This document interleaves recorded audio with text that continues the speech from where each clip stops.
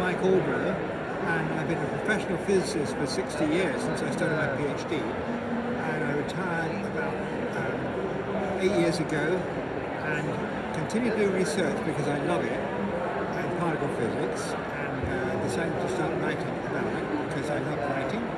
And I started with columns in a monthly paper, and after 5 years I had about 60 columns. I thought I'd make them into a book by adding more pieces and adding 18 science poems, and so that's my book. The idea was to get this out to there to people interested in science, but they don't really have time to read a whole book about it. This book they can just browse, if you open it at random, read pieces about space, time, the universe, Big Bang, black holes, such things.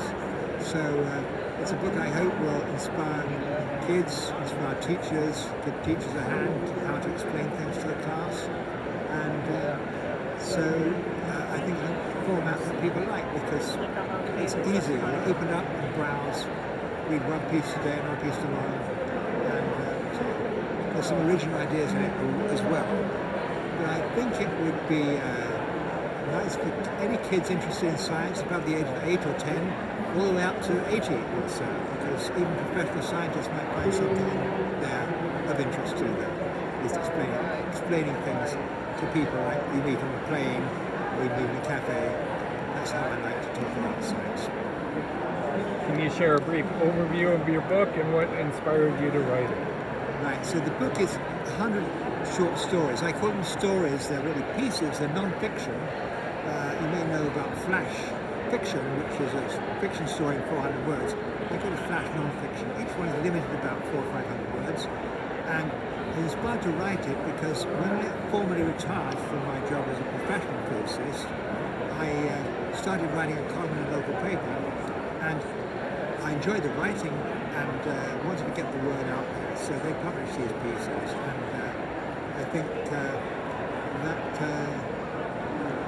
people enjoy reading them, but probably they read the paper and then put it in the trash, but now they've got a book, they keep going back to these pieces. And I've always been interested in outreach, talking to kids, going to schools and talking to kids about science and giving public lectures about science. So that's honed up my skills in presenting things in a basic, simple way to people of any age, pretty well. What themes or messages do you hope your readers take away from your work? So I hope people will curious about people. What is time? What is space? How did the universe start? Will it end? Why does the universe all matter? These questions that people ask, and kids ask their parents questions, why is the sky blue and things like that. So I think basically people are interested in science, and this is a way that they can learn about things, not learn about things, but get inspired to understand some things. And if they want to dig deeper, they can dig deeper. This is an introduction to things. How has your personal journey influenced your writing? So I went to a boys' grammar school in England, and I found I was quite good at writing. And through the years, I've been writing articles. Published many physics papers, but that's a different sort of writing. I've written articles for magazines like the New Scientist magazine and so on. And I joined a writers group 10 years ago, and we meet every week and critique each other's writing. So they help me tune my message, if you like, to be able to say things to people that are not scientists, but just interested in science. So that I enjoy writing, and I'm working on another book now, and I'm enjoying it every day. I'm trying to spend a couple of hours writing this new book that's coming out sometime early next year, probably, about adventures in particle physics. My story, my memoirs about exciting things I've done in my career. What advice would you give to aspiring authors?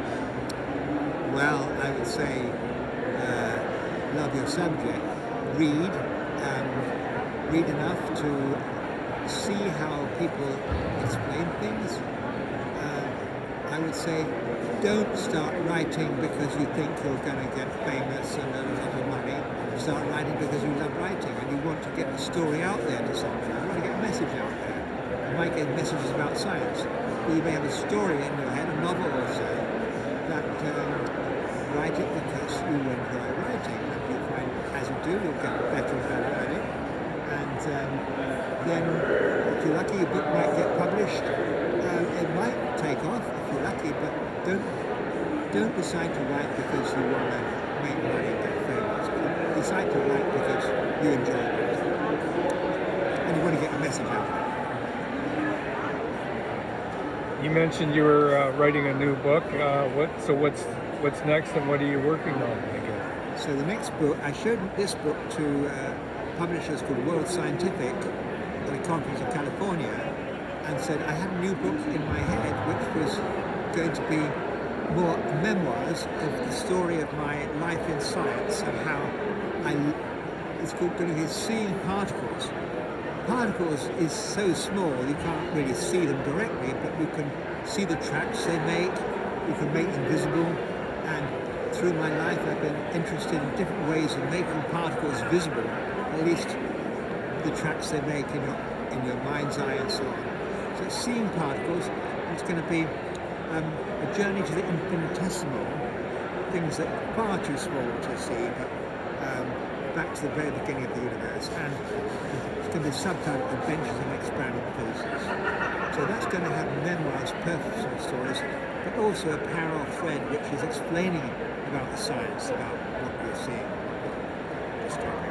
I was lucky enough to be part of the discovery of two particles, and those are stories I like to tell in this book.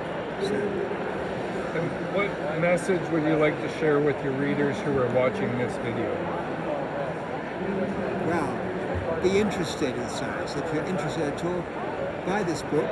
I think you'll love it. Share the message. Then you can find it on my website, michaelalbrow.com, or you can ask for Space Times Matter, Amazon Books, Barnes & Noble. It's print on demand, so you can ask for 10 copies to be sent to you. It's great, I would say, stocking stuffers, but gifts for your kids or grandkids or friends who are interested in science. A nice little gift for them, and they'll enjoy it. I'm sure they'll enjoy it. And how would you say your time at the American Library Association here in Philadelphia was? It's been very interesting. A bit overwhelming because it's a huge thing. Thousands of people, thousands of books, so many books. I didn't realize there were so many books, but there are. And it's been great working with Maple Leaf and giving book signing, which is very helpful. And I love just sharing the books with people, walking around and making contacts, networking. And I just like commandeering people and talking to them. I learn so much about people as well as they learn about you and your book. So, Thank you very much, Michael. thank you for having me. Thank you for the whole setup.